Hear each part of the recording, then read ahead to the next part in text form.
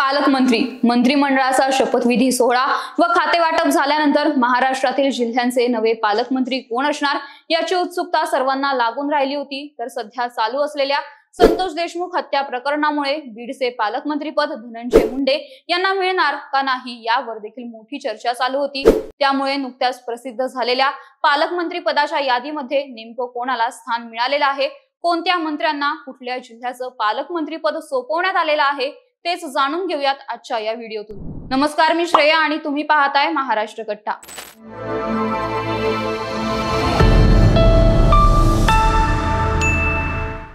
संतोष देशमुख हत्या प्रकरणामध्ये वाल्मिक कराडचा संबंध समोर आल्यानंतर या प्रकरणामध्ये धनंजय मुंडे वाल्मिक कराडला वाचवण्यासाठी तपास यंत्रणांवर दबाव आणू शकतात असे आरोप होत होते। तर बीडच्या आष्टी विधानसभा मतदारसंघाचे आमदार सुरेश धस यांनी अजित पवारांनी बीडचं पालकमंत्रीपद स्वीकारावं अशी मागणी केली होती। तर धनंजय मुंडे अथवा पंकजा मुंडे या दोघांना देखील बीडचं पालकमंत्रीपद देण्यात येऊ नये अशी मागणी देखील अनेक मोर्चांमधून केली गेली होती आणि त्याचाच परिणाम स्वरूप मध्यंतरी चालू असलेल्या चर्चांनुसार बीडचं पालकमंत्रीपद हे अजित पवार यांना देण्यात आलेलं आहे। तर पंकजा मुंडे यांना जालन्याचं मंत्रीपद देण्यात आलं असून धनंजय मुंडेंना संतोष देशमुख हत्या प्रकरणाचा फटका बसलेला दिसत आहे। परिणाम स्वरूप पालकमंत्री पदाच्या यादीमध्ये धनंजय मुंडे यांचा समावेश करण्यात आलेला नाहीये।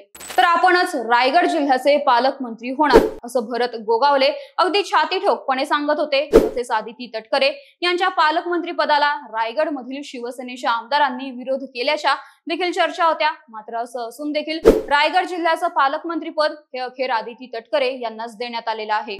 बीड रायगड यांच्यानंतर छत्रपती संभाजीनगरचं पालकमंत्रीपद कोणाला मिळणार याकडे देखील अनेकांचं लक्ष लागून राहिलं होतं, ज्यात भाजपचे अतुल सावे व संजय शिरसाट हे पालकमंत्री पदाच्या शर्यतीमध्ये असल्याचं पाहायला मिळालं होतं। तर छत्रपती संभाजीनगरच्या या शर्यतीमध्ये शिवसेनेचे संजय शिरसाट यांनी बाजी मारल्याचं पाहायला मिळतंय। शिवसेनेचे आमदार व मंत्री असलेले संजय शिरसाट यांना छत्रपती संभाजीनगर जिल्ह्याचं पालकमंत्रीपद देण्यात आलं असून भाजपचे मंत्री अतुल सावे यांना नांदेड जिल्ह्याचं पालकमंत्रीपद दिलं गेलं आहे। बीड हत्या प्रकरणासोबतच सोमनाथ सूर्यवंशी हत्या प्रकरण व परभणीमध्ये झालेल्या हिंसेनंतर परभणी जिल्हा देखील मोठा चर्चेत आला होता आणि अशातच परभणीचं पालकमंत्रीपद कोणाला मिळणार याकडे अनेकांचं लक्ष लागलं होतं। तर अपेक्षेप्रमाणे परभणी जिल्ह्याचे पालकमंत्रीपद हे भाजपच्या आमदार व पहिल्यांदाच मंत्री झालेल्या मेघना बोर्डीकर यांना देण्यात आलेलं आहे। सातारा जिल्ह्याचं पालकमंत्रीपद कोणत्या राजेंना मिळणार याकडे देखील अनेकांच्या नजरा लागून राहिल्या होत्या।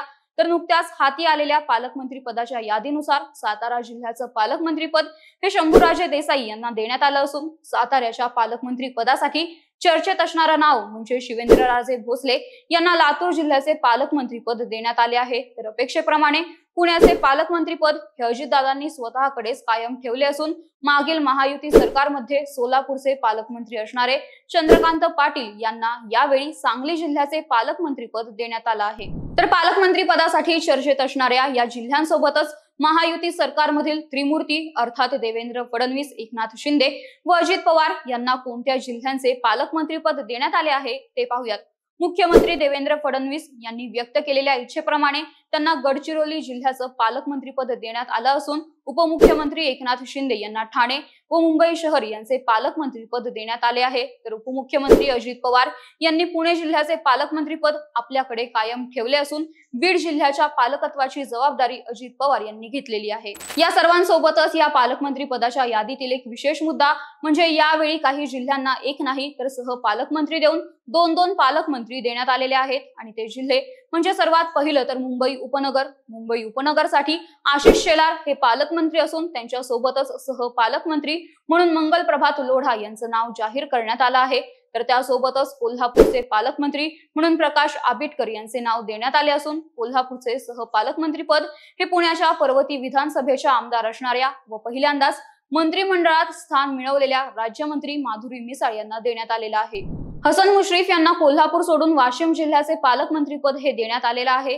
यासोबतच भाजपचे प्रदेशाध्यक्ष असणाऱ्या चंद्रशेखर बावनकुळे यांना नागपूर व अमरावती या दोन्ही जिल्ह्यांचं पालकमंत्रीपद देण्यात आलेलं आहे। तर माजी मंत्री राहिलेले सुधीर मुनगंटीवार यांना यंदा मंत्रिमंडळातून बाहेर ठेवल्यानंतर चंद्रपूर जिल्ह्याचं पालकमंत्रीपद कोणाला मिळणार याकडे अनेकांचं लक्ष लागून राहिलं होतं।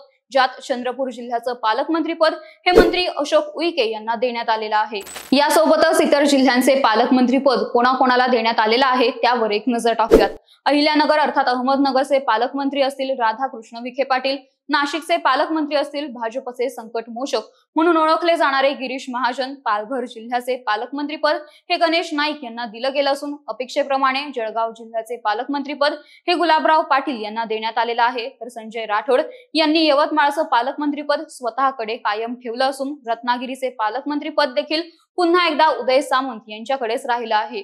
धुळे जिल्ह्याचं पालकमंत्रीपद जयकुमार रावल यांना देण्यात आलं असून लातूर जिल्ह्याचं पालकमंत्रीपद हे शिवेंद्रराजे भोसले यांच्या पदरात पडलं आहे। नंदुरबार जिल्ह्याचे पालकमंत्रीपद हे माणिकराव कोकाटे यांना दिलं गेलं असून सोलापूर जिल्ह्याचे जयकुमार गोरे हे नवीन पालकमंत्री असणार आहेत।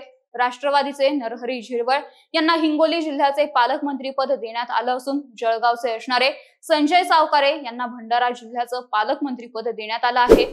धाराशिव जिल्ह्याचे पालकमंत्री हे शिवसेनेचे प्रताप सरनाईक असतील आणि बुलढाणा जिल्ह्याचे पालकमंत्रीपद हे मकरंद जाधव यांना दिलं आहे। तर अपेक्षेप्रमाणे सिंधुदुर्ग जिल्ह्याचे पालकमंत्रीपद हे नारायण राणे यांचे सुपुत्र नितेश राणे यांना दिलं गेलं असून अकोला जिल्ह्याचे पालकमंत्री आकाश फुंडकर यांना, तर गोंदिया जिल्ह्याचे पालकमंत्रीपद हे बाबासाहेब पाटील यांना दिलं गेलंय। तर वर्धा जिल्ह्याचे पालकमंत्रीपद हे पंकज भोईर यांच्याकडे असणार आहे। तर तुमच्या जिल्ह्याचे पालकमंत्रीपद कोणाला देण्यात आले आहे? अजित पवारांना बीड जिल्ह्याचे पालकमंत्रीपद देण्याचा निर्णय तुम्हाला योग्य वाटतो का ते कमेंट करून नक्की सांगा आणि या व्हिडिओला लाईक, शेअर आणि महाराष्ट्र कट्टा या आमच्या YouTube चॅनलला नक्की सबस्क्राईब करा। धन्यवाद।